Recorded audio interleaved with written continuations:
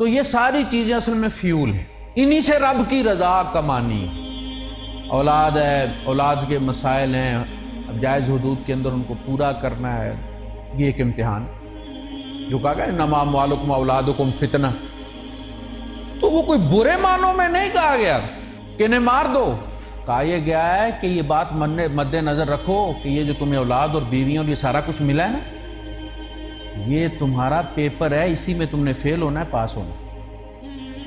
فتنے سے مراد کیا ہے؟ کسوٹی جس میں تمہارے فیل اور پاس ہونے کا فیصلہ ہونا ہے۔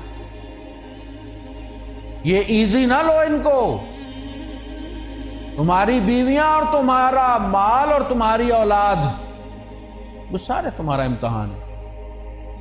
بیوی دی اللہ پاک نے، کڑوی دی ہے تو امتحان ہے تمہارا، گزارا کر کے دکھاؤ۔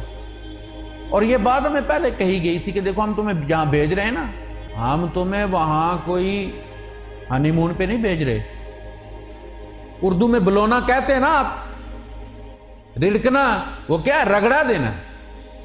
نبلوکم ہم تمہیں رگڑا دیں گے، بالشر والخیر فتنہ،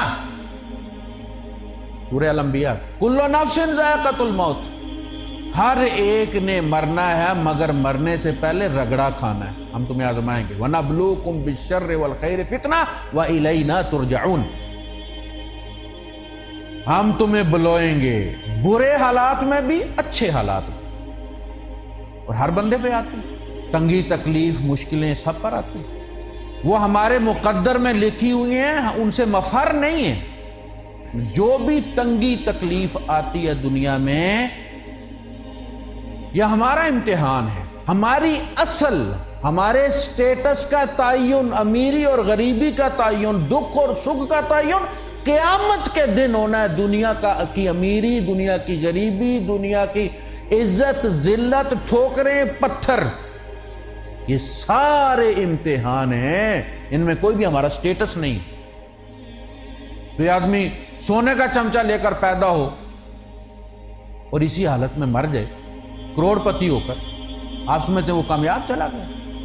کامیاب تب ہوتا جب دی اینڈ ہو جاتا، فلم ختم ہو جاتی، یہ تو انٹرول ہوا ہے۔ تو یہاں کی ہر مصیبت، ہر نقصان، ہر نفع امتحان۔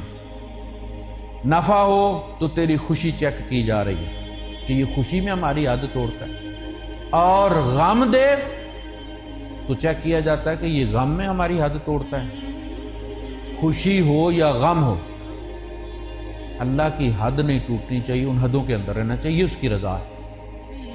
تنگی ہو، تکلیف ہو، کبھی اس کے اندر دوسری سوچ پیدا نہ ہو کہ یار یہ رب میرا خیر خواہ بھی ہے کہ نہیں، بیٹا مطمئن۔ جس طرح اماں پر دل مطمئن ہوتا ہے نا، میری امی ہے، پکا یقین ہوتا ہے، کڑوی دوا بھی پلا دے، لیکن بندے کو یہ پتا ہوتا ہے کہ یہ زہر نہیں ہے کڑوی لیکن ہوگی دوا، کیوں؟ اس لیے کہ میری ماں میری خیر خواہ، زہر نہیں پلا سکتی۔ اگر رب پر اسی طرح اطمینان ہو جس طرح ماں پر ہے، تو پھر حالات برے بھی آ جائیں تو بندے کو یہ یقین ہونا چاہیے کہ اگرچہ کڑوے ہیں لیکن شاید میرے لیے دوا ہے، میرے کسی مرض کی دوا ہے، رب نے مجھے دیا ہے، بس میرا حصہ اتنا ہی بنتا تھا، رب ظلم نہیں کرتا۔ یعنی یہ جو گلے شکوے ہیں نا، یہ بتاتے ہیں کہ اللہ نے زیادتی کی ہے میرے ساتھ، وہ اس کو زیادہ دے دیا، مجھے کم دے دیا۔ اس کے بعد ایمان نام کی کوئی چیز رہتی نہیں، اگر اس حال میں مر گیا تو ایمان نہیں ہے۔ نبی کے بارے میں اگر دل میں گلہ پیدا ہو گیا نا، کسی جگہ نبی نے بے انصافی کر دی، ایمان اسی لمحے، اللہ نے قسم کھا کر کہا، اللہ کو قسم کھانے کی کیا ضرورت تھی؟ فلا وربک لا یؤمنون، تیرے رب کی قسم یہ مومن نہیں ہو سکتے، حتی یحکموک فیما شجر بینہم ثم لا یجدوا فی انفسہم حرجا، کوئی کھٹک بھی ان کے دل میں نہ آئے کہ محمد نے ظلم کیا، بے انصافی کر دی، تب یہ مومن۔